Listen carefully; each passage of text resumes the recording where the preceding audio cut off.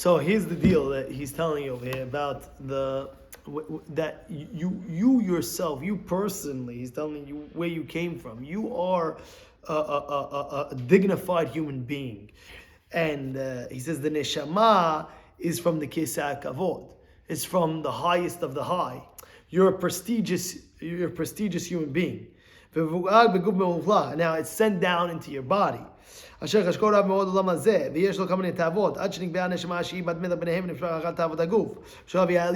problem is that this holy Neshamah that you have, this holy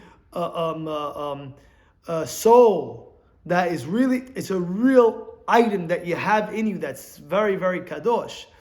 Now, it's in a body that the body itself needs certain things. It needs certain things. It needs to eat, it needs to this, it needs to do a few things. But sometimes a person gets carried away with his body and he forgets that he has to take care of, the most important thing is really, it's both, but the most important thing is your soul, is your Neshamah. That is eternal. Your soul is going to be with you forever and ever and ever and ever and ever. Now your body as well will come back after Tchiyat HaMetim. But at the end of the day, what he's trying to tell you is the Neshamah can't get confused. You have to remember what your purpose is. You have to remember your purpose is to get close to Hashem. That's the purpose. And the Neshamah is from the Kisei Kavod, is from a godly place. It's from right underneath the Kisei Kavod. That being the case, he's telling you don't forget where your focus has to be, where your standing has to be. Now, it might get confused with your body, and therefore you might get carried away with other things, mundane things, and you're forgetting about the Neshamah.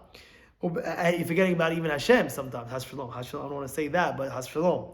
And then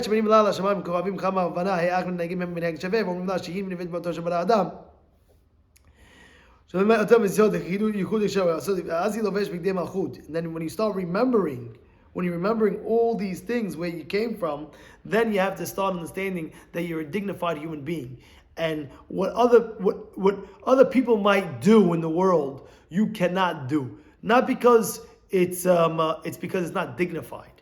You're above that. You're beyond that. There was one person that was telling me, he was talking to me and he's saying curses. I said, listen. We're beyond that. We're holy. We're holy people. He says, if you think about it, who is praising Hashem?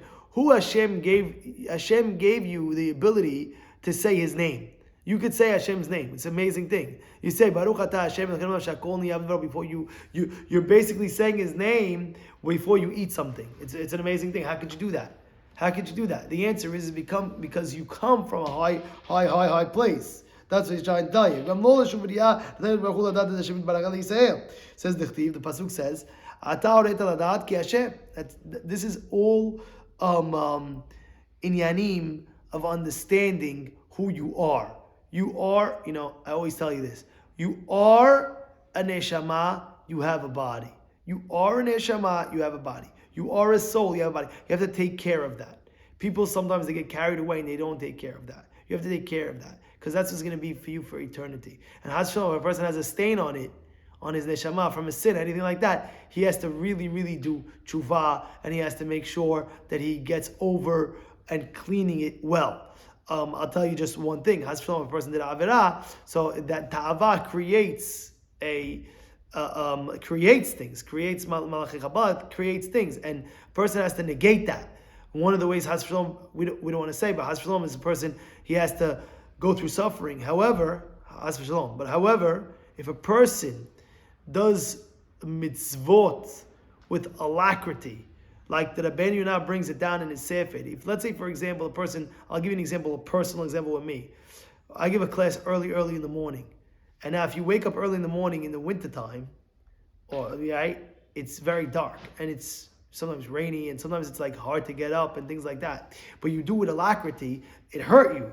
That Mesirut Nefesh that you did for the mitzvah will metaken. You understand what metaken? So this the person has to understand. You have a Neshamah, you have a holy Neshamah, you got to take care of it, and that's very, very important to understand.